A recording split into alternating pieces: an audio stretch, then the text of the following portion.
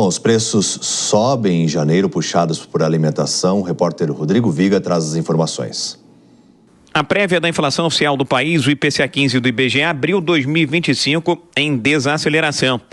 Taxa de 0,11% contra 0,34% em dezembro do ano passado. Foi o menor mês de janeiro desde o início do Plano Real, em 1994. Porém, a taxa de 0,11 veio acima das previsões e expectativas do mercado financeiro. Analistas e especialistas apostavam em uma taxa negativa, podendo chegar a menos 0,03% no primeiro mês de 2025. Segundo o Instituto Brasileiro de Geografia e Estatística, o IBGE, que calcula o IPCA-15 entre meados do mês anterior e meados do mês corrente, essa desaceleração em janeiro foi ancorada pelo Grupo Habitação. Destaque para energia elétrica residencial. A queda registrada é reflexo da chamada incorporação do bônus de Itaipu. No último mês do ano passado, alimentos e bebidas, 1,47%. Agora, em janeiro, 1,06%.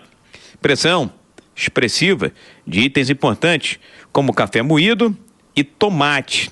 A alimentação fora do domicílio também subiu em janeiro de 2025. O comportamento resiliente do Grupo Alimentação é motivo de preocupação, segundo o conselheiro do Corecon de São Paulo, André Paiva. Diante desse contexto, há um aumento na insatisfação popular e uma piora nas condições de vida das famílias, o que tem acendido aí um alerta no governo federal, que está estudando algumas medidas para tentar conter o aumento nos preços dos alimentos e bebidas, porém, ainda nada foi efetivamente anunciado. Pedro Rocha, CEO da Referência Capital, avalia aqui na Jovem Pan o desempenho do IPCA-15 em janeiro de 25 e as perspectivas para a inflação ao longo desse ano. É muito importante que a alta que a gente teve de juros reflita diminuindo a inflação para que a gente tenha um equilíbrio econômico no ano de 2025. E começar o ano com uma inflação abaixo das expectativas é começar o ano com o pé direito. O mercado segue bastante atento ao comportamento da inflação brasileira. Depois do estouro da meta em 2024, as primeiras projeções agora no começo desse ano já apontam para um não cumprimento, mais uma vez, da meta de inflação no ano de 2025. Do Rio, Rodrigo Viga. Bom, como a gente viu na reportagem, os alimentos puxaram essa alta de 0,11% em janeiro. E para entender o que aconteceu quanto à expectativa que havia de deflação neste mês, que de fato não se confirmou, nós vamos conversar ao vivo agora com o economista e professor da Faculdade do Comércio de São Paulo, Rodrigo Simões. Muito boa noite, professor. Em relação aí às estimativas para os próximos meses, realmente os alimentos tendem a ser um vilão, voltar a ser vilão, principalmente puxado pelas carnes? Boa noite. Olá, David, boa noite a toda a nossa audiência. Bom, David, você vê que na nossa entrevista, né, como bem colocado agora, nós temos assim uma inflação resiliente, apesar da alta taxa de juros que a gente já vem mantendo num patamar por bastante tempo. Sabe que é uma situação que é complicada. Ano passado a gente teve questões climáticas que prejudicaram bastante, tá, a produção e o fornecimento de alimentos. Esse é o primeiro ponto, por isso que está em 1,06. Agora, para este ano, David, espera-se, tá, que a inflação ela tenha um certo freio na questão dos alimentos, porque pelas contas e pela análise, nós temos uma perspectiva de uma boa safra. Então, esse é o primeiro ponto, que é positivo, que a gente acredita que vai ser um alívio na inflação de alimentos. Esse é um ponto.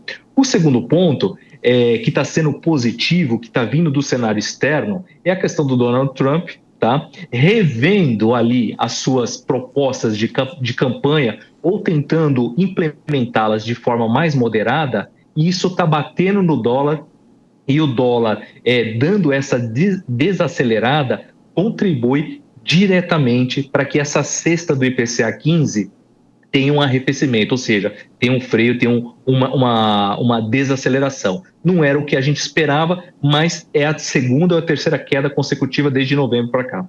Bom, a gente mostrou no começo dessa edição, né, um certo desentendimento entre os ministros, até mesmo bloqueados no WhatsApp. Agora, de fato, o que o governo pode fazer em relação às medidas que eles pretendem criar? Você sabe que isso é uma questão complicada. Nós temos internamente a questão das contas públicas. As contas públicas ainda é aquele fantasma que ronda o Congresso. Existe ainda uma ala do governo que não acredita que as contas públicas têm problema, que não afeta tanto assim, mas tem sim um peso negativo e ruim que acaba afetando a inflação, tá? Por outro lado, uma taxa de juros muito alta, você vê que ela tá sendo difícil controlar, David, a inflação. Por quê? Porque tem uma teoria, a teoria monetária mais adotada para todos, né, é o seguinte, que quando você sobe os juros, ele controla a inflação. Só que existe uma outra linha também, que é o que acontece. Quando você mantém os juros altos por muito tempo, isso afeta a linha de despesa financeira das empresas, que é sobre custos de empréstimos e financiamentos, e as empresas, com essa linha aumentando, o lucro diminui e elas repassam essa diferença de novo para o custo dos produtos. Então você passa a ter não só uma inflação de demanda, mas também uma inflação de custo, que é complicado de explicar, mas o governo, o que ele tem que fazer? Ele tem que cuidar das contas públicas, procurar fazer uma boa comunicação com a população sobre os planos de governo, de fechar as contas e também para poder atrair investimentos, para que essa taxa de juros volte a cair o mais rápido possível. Para que os investidores tenham confiança no Brasil, né? Bom, nós conversamos com o professor da Faculdade do Comércio de São Paulo, Rodrigo Simões, a quem eu agradeço demais a presença aqui no Jornal Jovem Pan. David, eu que agradeço toda a nossa audiência e uma boa noite a todos. Boa noite, bom fim de semana.